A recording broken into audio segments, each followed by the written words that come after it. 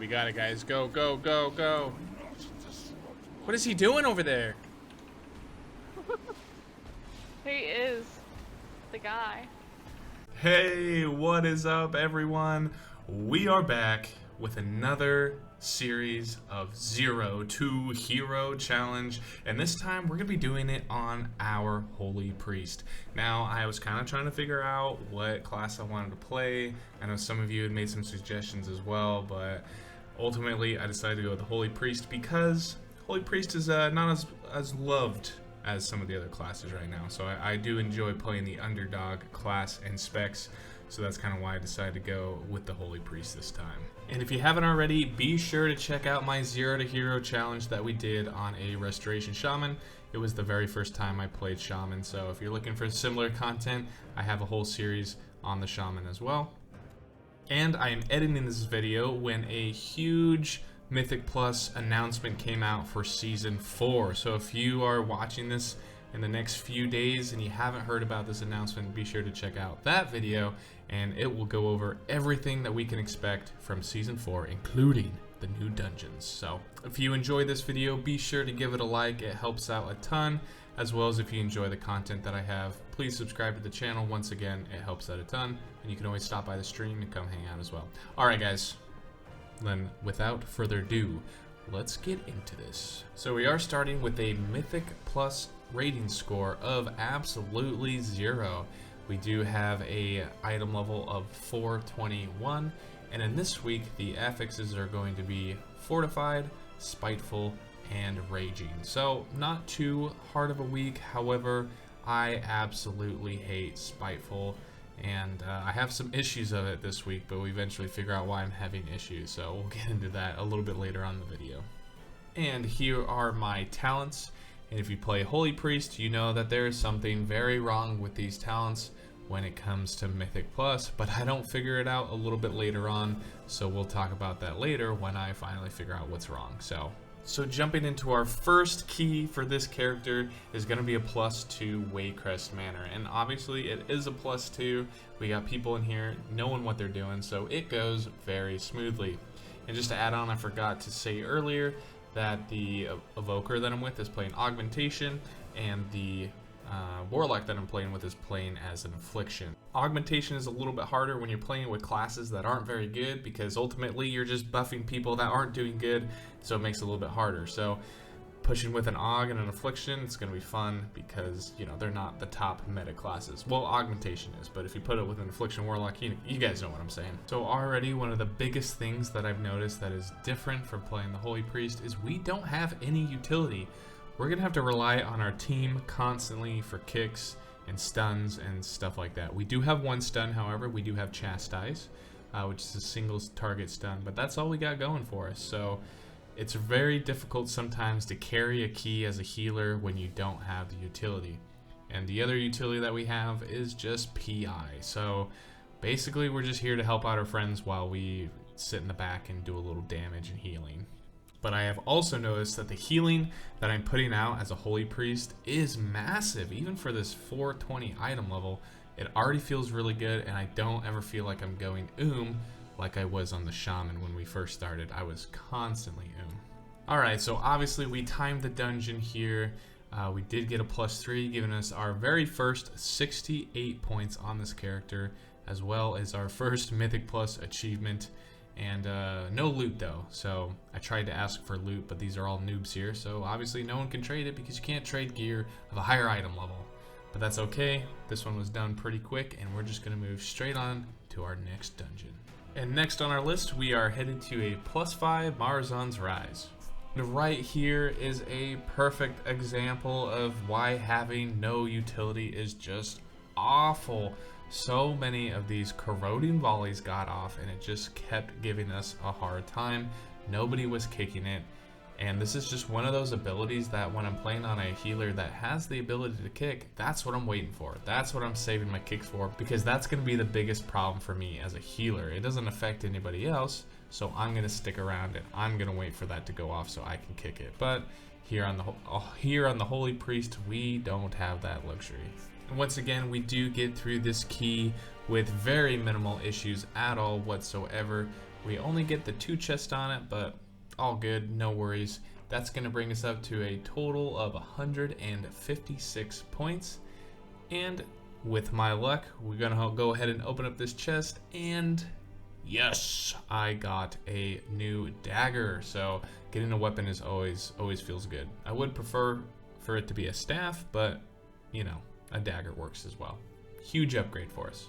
And obviously the first thing we do after we get a new weapon is we got to head over to the transmogrifier and get a different look on it.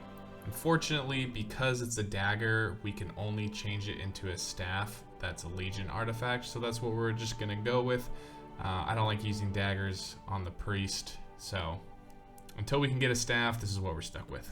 And moving right along, just continuing to push my own key, brings us to a +7 Darkheart Thicket, and now we do have the afflicted affix going to pop up during this dungeon. And this is where I have my first learning experience as a holy priest. You can dispel one. Oh, I forgot. Yeah. Whoops. Somebody get it, please, please, please. Oh please, shoot, get it, I please, got please, one please, already. Wait, mine doesn't work? Please, please, please. It doesn't work. Oh.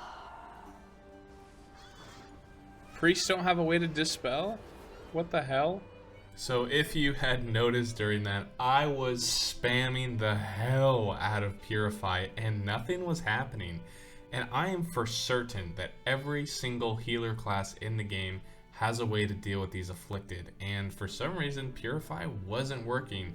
And this is a hint to why my talents are incorrect. But at this point, I just thought I was shit out of luck because nothing seemed to be working on those afflicted. So we go through this entire dungeon and I don't dispel any of them. I just have to resort to healing them up to full health, which if you play healer, you know that healing these stupid things is awful. Well, other than our comical issue with us not being able to dispel the afflicted, once again, this key goes wonderful. We get the +2, bringing us up to a 276 total score, and we get a back piece, 460. That's going to be a huge upgrade, replacing our old back that we had from last season. So we're going to head on and jump into that +9 that we just got. Oh, you know what? It looks like we're at a 421 item level right now. So I think we started even lower, maybe at like a 419 item level to begin with. So, hey, we're at 421 now. Next, we head over to our +9, the Everbloom, where once again, we just blast through this key. We are going to end up getting the +3. And at this point, I still haven't fixed my talents, so I'm still just healing through the afflicted. So if you don't play healer, or if you're new, right, you have to dispel. You have to use your dispel ability on those afflicted to immediately get rid of them, or you can heal them to full health. So obviously it's way easier just to hit your dispel on the afflicted than trying to heal it all the way up. And every single healer has a way to take care of these afflicted using a dispel. Every single one of them, all right? There's no exceptions. So that's why I'm so confused as to why mine doesn't work on these. But I do realize Holy Priest is excellent for healing these things to full health. Most of the time, I can just get a flash heal off on these afflicted, and it heals it full health immediately every time. I get huge crits on it, and it's awesome. And so, though not having the dispel for the afflicted, it's still not that difficult for me to heal them up. Or even if I have to, I can also use my power word Serenity, which will heal it up to full health 100% every single time. But Flash Heal definitely heals way more than like Flash of Light on my Holy Paladin. The boss goes down here, giving us another successful run with the 3 chest, with a total of 411 score at this point. We have a staff that dropped along with an offhand, and I tried to steal the staff from the Warlock, but you know, once again, we all really low item levels, so he can't trade it. And then I try and get the offhand, and they can't trade it either. So, no loot this time, but really good, quick, fast, easy key. And we're going to keep pushing this key and moving on to the next one.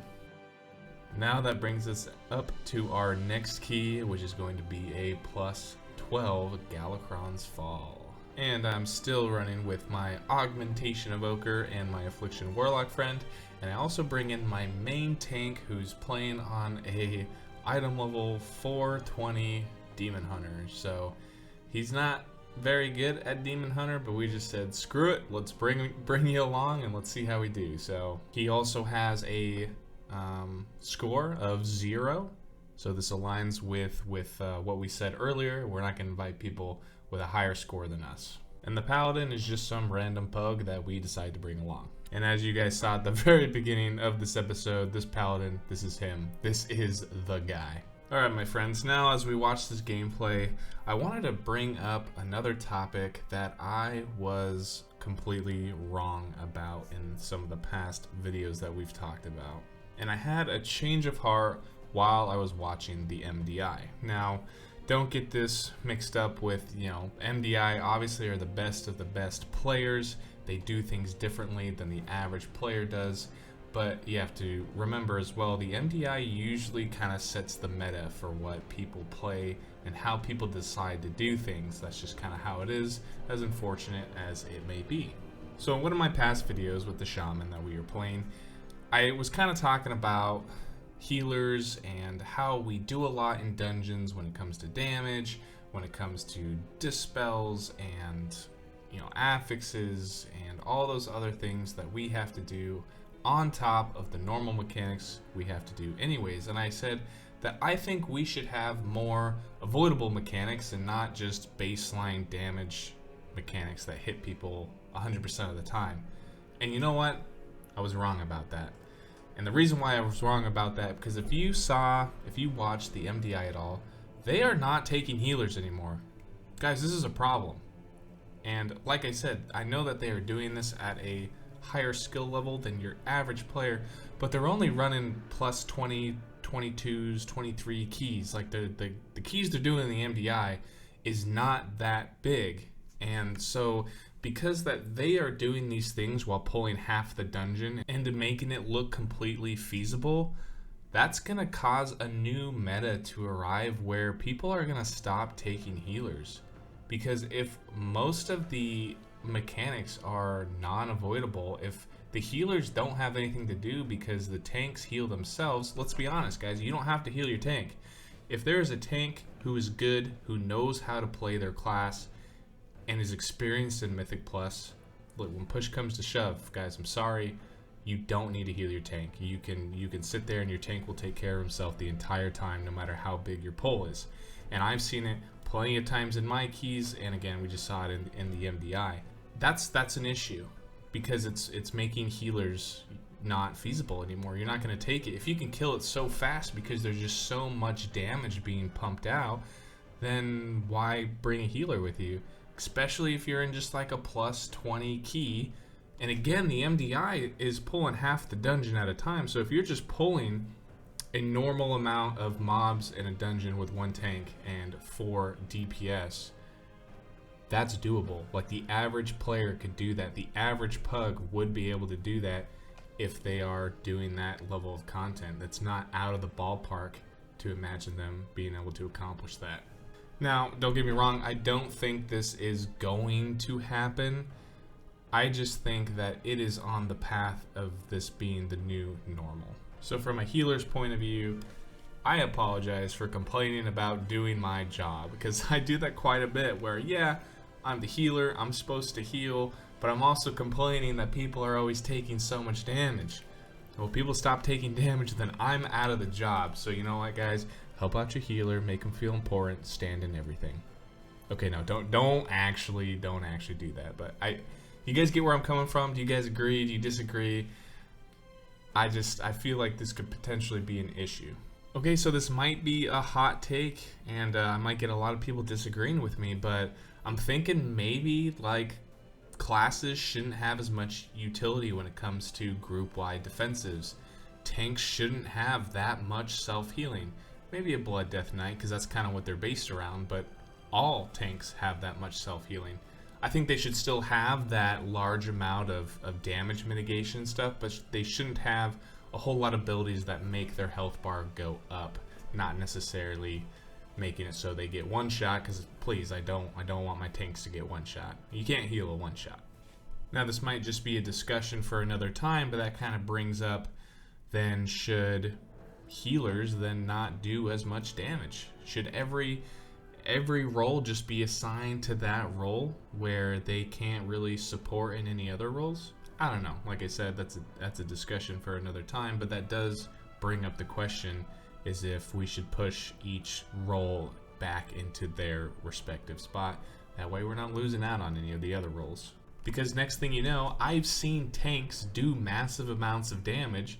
So who knows, maybe next time we're gonna see 5 tanks in one dungeon pull the entire dungeon, not using healers, not using DPS, because they can already self-heal everything, and then they can just, you know, do tons of damage as well. Why not just take 5 tanks? Again, I don't think that's gonna happen, but if each role isn't in their assigned place, doing what they're supposed to be doing, and are good at what they're supposed to be doing, then who knows what we're going to start seeing in the future. Alright, moving up to the Manifested Timeways boss. If you see my other videos, you'll hear me say this again, but this is one of my favorite bosses. And it's even more fun when you actually understand the mechanics. Unlike the guy, right? Remember who the guy is? So I have never seen this many slow circles and actually killed the boss in my life. But just as we go through this, just count how many of those slow circles that you see. And as you're doing that, I'm going to talk about Holy Priest for a little bit. So for starters, if you haven't noticed, I've talked about my talents, them being incorrect. I'm currently in a raid spec, right? So when I went online and copied somebody's talents, because that's what I do when I start a new character, I just copy somebody's talents and just go with it. I happened to copy a raid talent build from somebody, so it's a really good raid talent build, but it's not good for Mythic Plus. We have a lot of AoE healing, which I guess isn't terrible, but it's not as good as it could be. That's why we don't have Apotheosis, which is one of the best Holy Priest abilities. Basically your wings if you're playing Holy Paladin. Anyways though, Holy Priests are incredible spot healers, and they are probably one of the best reactive healers opposed to a proactive healer. Right, a proactive healer would be your Restoration Druid. You have to pop all your hots on somebody before they actually start taking the damage. If they start taking the damage and then you start putting your hots, you're probably going to fail. That's just, you know, short story. But on a Holy Priest, you see someone take damage and you pop a heal at them, their health goes 30, 40, 50, 100% all the way up to the top. They do so much healing with their spot heals. It's crazy. And I almost feel like this is what Holy Paladin used to be. Again, I play a lot of Holy Paladin, but this just feels really good in the fact when I hit the heal button, I see their health jump up, which feels really good as a healer. If I was in the Mythic Plus build, I'd be doing way more single target healing. From what I've seen so far, the only proactive healing that a Holy Priest really has to worry about is Renew. And Renew doesn't even do that much healing. You just want it on everybody so it procs the talent Renewed Faith, which just increases your overall healing by 6%. And then on top of that, you just want to constantly use Prayer of Mending. Alright, now that the boss fight is over, yeah, 4 times. 4 times we got a slow burst go off, and somehow we didn't die. I don't know how. It was a miracle, but hey, that's what Holy Priests do, right? Anyways, what I was saying before, and you want Prayer of Mending constantly up all the time. Even if you're like not in combat and you're just walking, just shoot it off, because it'll just constantly bounce around to people when they take damage. And with the talents that you take, or at least you should take, Prayer of Mending has a chance to leave Renew on its targets as well, which again is going to increase your overall healing. So other than that, that's about all the proactive healing you have to do. Everything else is someone takes damage and then you heal them. So this dungeon was going super smooth. I thought we were going to just be fine until we got here. Yep, we had a lot of issues on this boss, and that wasn't the first time. Or the second time. Or the third time. Or even the 4th time. But don't worry, guys, we finally got it on the 5th time. And I wasn't even there to see it because I was dead as well. So, after 4 wipes, and 21 deaths later, we are finally moving to the next boss with only 6 minutes left. And that brings us right back here to the very last boss, where unfortunately we do not time the plus 12 Galakrond's fall. And I know some of those deaths were 100% my fault. I was standing and stuff, or I wasn't paying attention. But we still had a lot of fun. There's a lot of goofy things that happened in this key, and we learned quite a bit trying to figure out playing the Holy Priest. So we did end up getting 149 points, which is not terrible, bringing us to a 560 item level.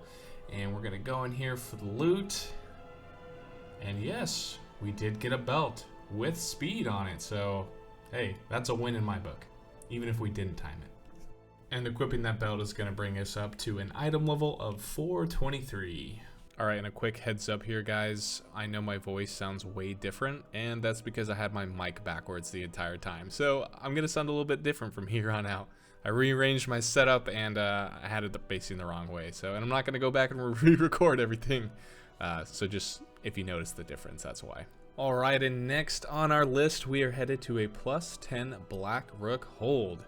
And already with the first boss down, this feels so much better, guys. Do not go in to Mythic Plus with raid talents. It's not fun. Using Apotheosis, huge. That's our huge, big healer cooldown. And it's nice to finally have that rather than using Salvation, I think it's called. I can't remember the name of it at the top of my head. But it definitely helps.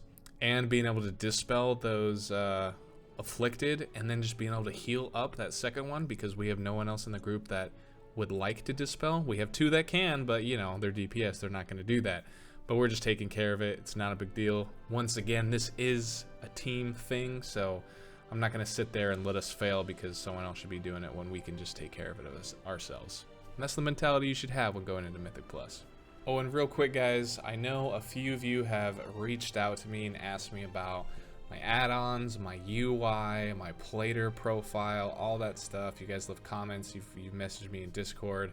But just so you all know, if you head over to my Discord, I do have it set up in there where you guys can just take a look at my current add-ons, my UI. I have all the text files if you want to import all that data and stuff in there. So if you're one of those people who want to know, just head over to the Discord, and it's right there for you. And then going back to the key, we were doing super good, but damn, those arrow barrages when you're not paying attention are lethal. So those arrow barrages took us out. We did have a wipe that's bringing us up to 4 deaths. We're gonna run it back. We're still making plenty of time though. I mean, we got 14 minutes for 3 chests, and we're definitely gonna make the 2 chests. So just gotta watch out for those arrows.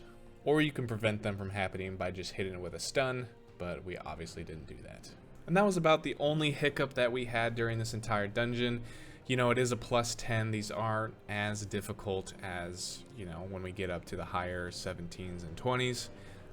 So we fly through these pretty quick, but we did get some solid score there, 142 points, bringing us up to 702.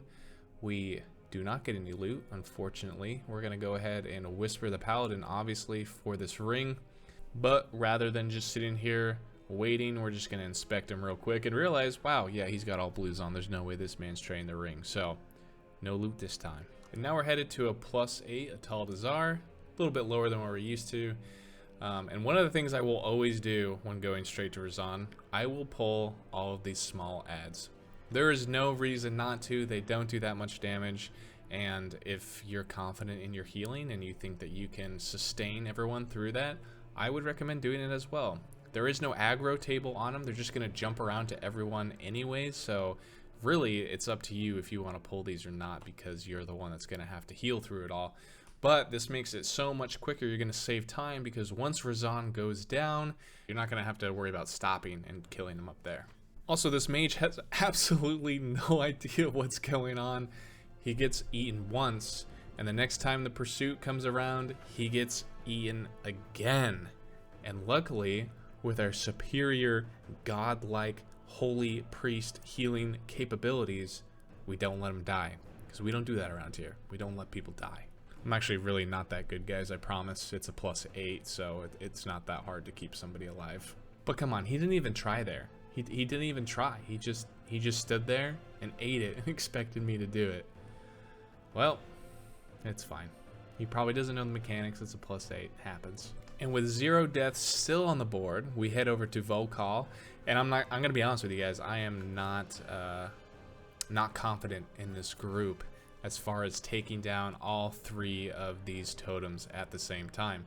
For one, I believe this is an augmentation evoker in our group. I can't remember off the top of my head, so there's already like a lack of DPS there. And then just, you know, the experience level. Sometimes in these lower keys, this task is a lot more difficult than if you're in a higher key where everyone kind of knows what's going on. But they proved me wrong. They managed to take down all the totems first try, no issues, so I was a little impressed. And I did a little help, you know, pumping out just a little bit of damage trying to get those totems down as well. But we managed to get through it, and this boss does go down with also no deaths. I do want to make a quick comment about this real quick. There are so many different routes that you can do that are far more effective than doing this middle pack, especially on a fortified week. Now, granted, there's nothing wrong with doing this pack, but as far as percentage goes and time it takes to kill this middle pack, it is far more of a bigger waste of time than doing one of those different routes and skipping these guys in the middle, because, you know, you can skip them, you can go around, and yeah. I recommend not doing this middle pack. It's not the end of the world, though, if you do. Just a recommendation. All right, we're finally gonna get our first death in here. And look at all those things that need to be kicked, and they're not getting kicked. On top of that, somebody decided to pull the boss. So I'm hanging on with a thread of life. The boss somehow got pulled. People are dying, and things are getting kicked. That's one of the issues with the Holy Priest, is I don't have that utility that I had last time on the Shaman, just being able to throw down those capacitator totems and thunder shocks and just not let any of those kicks go off. So the goal right now is to get all the trash killed, because no one's focusing on the spirit of gold and jumping into those pools there.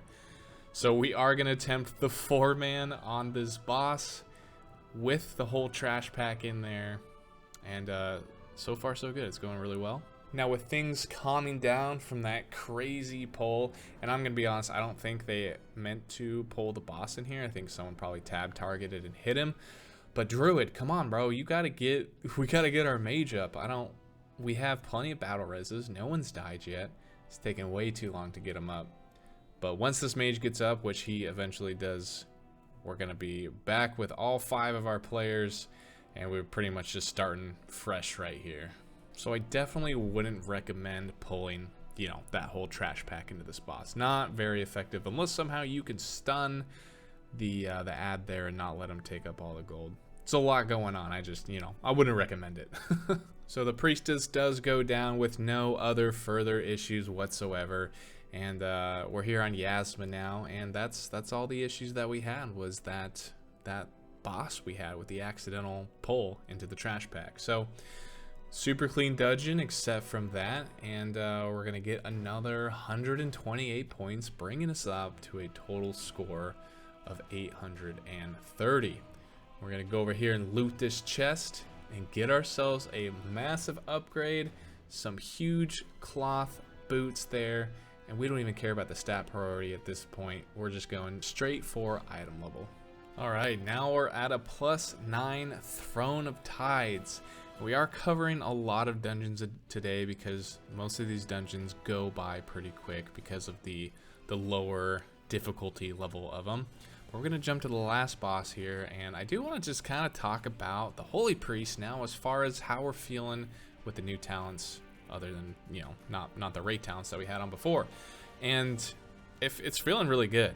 I'm actually really enjoying the Holy Priest.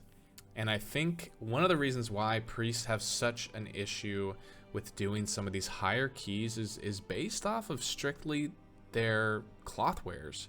it's a lot harder for them to get hit by those huge mechanics during those higher keys because, you know, they're wearing cloth and they only really have one defensive. You do have improved fade in this talent build. It is going to give you a 10% damage reduction, but it's not that big. But in these lower keys, like if you're starting healing for the first time, Holy Priest is an excellent place to start. I know I said that with Resto Shaman in the last series of videos that we did, but I'm feeling Holy Priest is a lot easier. So it's actually really funny too. That's for Shock's Molten Heart, which is a trinket from last season, and it just gets massive for some reason during this boss fight. Anyways, the boss does go down, giving us 134 points, jumping us up to a score of 964. The goal at this point, honestly, in this first day, we just kind of want to hit 1,000 points. I think that's a pretty good goal. And we try and snake this this neck piece off of this DPS, and yes, he gives it to us. And it's really funny too because one of the other guys asked for it, and because I asked first, he gave it to me. So there it is. Be quick on asking if you want loot, guys. All right, and last on our list today, we are headed to a +9 Marzan's Rise. And, you know, I cut it out of this video, but we were in queue for so long waiting for a tank. Where are all the tanks at? You know what's frustrating? When I got a Paladin and a Death Knight in my group, when they could easily play a tank class, we could get through these quick. But no, everyone wants to play DPS. Come on, guys. Everyone should just start playing tanks, and I'll heal you. It'll be fine. But Fanara finally comes back after taking care of his child, I think, and we finally got him in on this last key. Because if you remember, he was part of our kind of group that we started with at the beginning. I think he was only there for one key, actually, now that I think about it. And starting off with this key, I tell Fanara, like, hey man, let's pull big. I tell the hunter to lust, and for some reason, he doesn't lust. Just another reason why I don't take hunters into our groups. And guys, if we're doing this platform, please, for the love of everything in this world, kick the dang volleys. Those corroding volleys are the worst, and they do so much damage. If you're gonna save a kick for anything, save it for those, and save it for the serpent guy who jumps away. I think I mentioned this earlier in the video when we did this. That's how frustrating it is. So other than the kick issue that we had, there's not really any other issues. We got through it without losing a single person. We managed to take down the first boss without any other issues. And now here we are in the gauntlet, running through. This is our very first attempt, hoping to make it through, and we're almost there. There it is, ladies and gentlemen. There it is. I'm just kidding, guys. I completely lied to you. That was like attempt number 6. So I just cut it because I can do that. Anyways, look at us. We're going to go over here and start the RP. Many of you have told me that I need to go over there and start the RP and then open up the portal.